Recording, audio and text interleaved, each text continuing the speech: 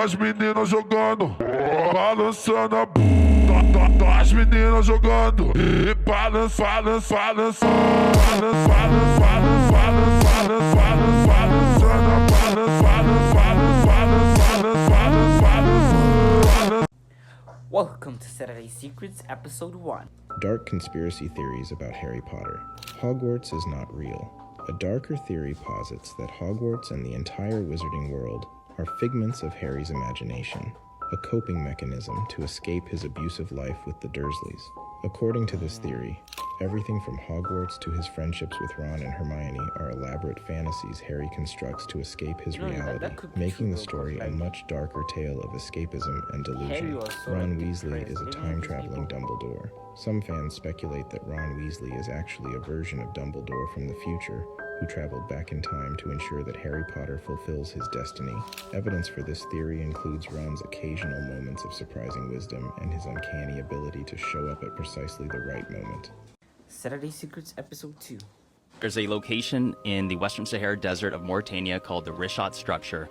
It's also commonly referred to as the Eye of the Sahara. And what's so spectacular about this is that it just so happens to match what Plato had described as the lost ancient city of Atlantis. Plato had described Atlantis as made up of concentric circles, 3 of water, 2 of land, which matches the Rishat structure. It also is said to have an opening to the sea at the south, and if you look at it from satellite imagery, you can clearly see that water had ran through it. And what people don't realize is that Sahara Africa, up until about 4,500 to 5,000 years ago, was totally green. It was tropical. It had one of the largest networks of rivers ever known to exist. Or it was said to have mountains to the north, and you just so happen to have mountains called the Atlas mountain chain, but it goes further than that. It turns out that the Sahara Desert is one of the least studied places on Earth. There's so much that points to that possibly being Atlantis. Please follow Saturday Secrets, Episode 3. What, Hot 100? Top 100. I don't know, what do you mean? Get the whole album in the top 100. It's been there. Fuck. Motherfucker, who you... Fuck you. Queen of greatest war. You alright? Huh? You okay? Saturday Secrets, Episode 4. Whatever the Egyptians were doing, I think they were the most advanced civilization that ever existed. I don't think we can do what they did. The precision in which they built it, I really don't think we can do that.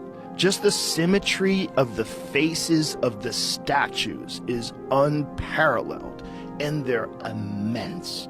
These are monstrously huge, perfectly symmetrical faces. Right.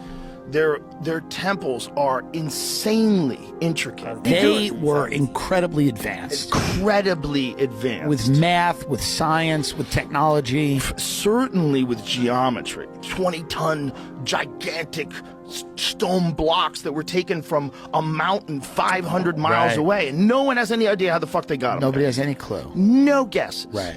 There's some guesses about, oh, maybe the river system was different back then. Whatever. How are you getting that 50-ton... Welcome to Saturday Secrets, Episode 5. Mark Zuckerberg. So the song Shake It Off was about how I shed my skin every 1,000 years. And the song Bad Blood was about how I drink blood out of my Grammys. A toast to blood! Save some blood for Paul Rudd. Begins at the dawn of history. The birth of the very first society begat the need for the very first secret society. Cartoons tell a lot A of stories. fraction of early humans were born smarter than their fellow cavemen.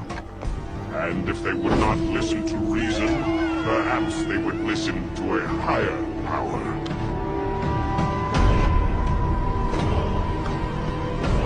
And thus, the Order of the Black Robes was born.